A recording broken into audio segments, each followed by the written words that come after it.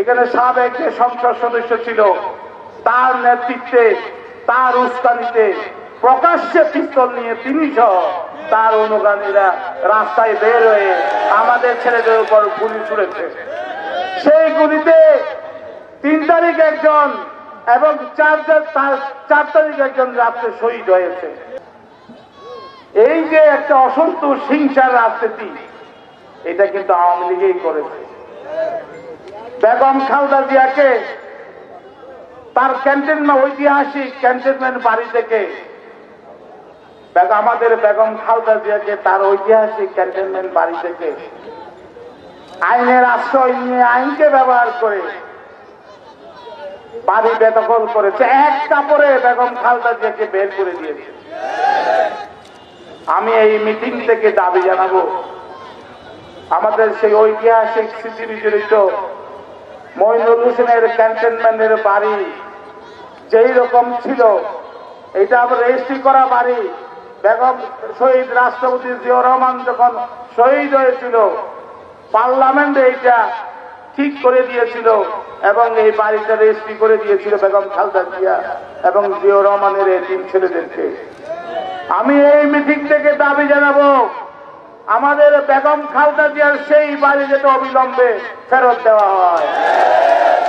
সংগ্রামী ভাইয়েরা, রাষ্ট্রপতি জিয়াউর রহমান এই যে আপনার শাহজালাল আন্তর্জাতিক বিমানবন্দরের নাম দেওয়া হয়েছে, ওইটা শহীদ রাষ্ট্রপতি জিয়াউর রহমানের নামে ছিল।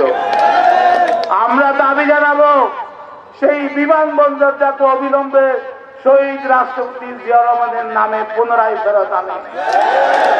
যদি হযরত শাহজালালের নামে যদি নামকরণ করতে হয়, তাহলে তো অনেক ব্রিজ আছে। আপনার বাবার নামে তো 10-20টা নাম দেওয়ার দরকার নেই। এখান থেকে কোনো একটা পদ্মা ব্রিজ, বঙ্গবন্ধু কি পদ্মা সেতু, ওইটা তো হযরত শাহজালালের নামে দেওয়া যায়। এটা তো আরো অনেক বড় স্থাপনা। সংগ্রামী ভাইরা, এই যে সম্প্রীতির সভা, আমরা সম্প্রীতি সব সময় এই যে কক্সবাজারে 5 তারিখ 6 তারিখ এই 2 দিন একটু গন্ডগোল হয়েছিল, তাও হতো না। তারা 3 তারিখ 4 তারিখ এখানে সাবেক যে সংসদ সদস্য ছিল তার নেতৃত্বে, তার উস্কানিতে প্রকাশ্যে পিস্তল নিয়ে তিনি সহ তার অনুগামীরা রাস্তায় বের হয়ে আমাদের ছেলেদের উপর গুলি ছুড়েছে।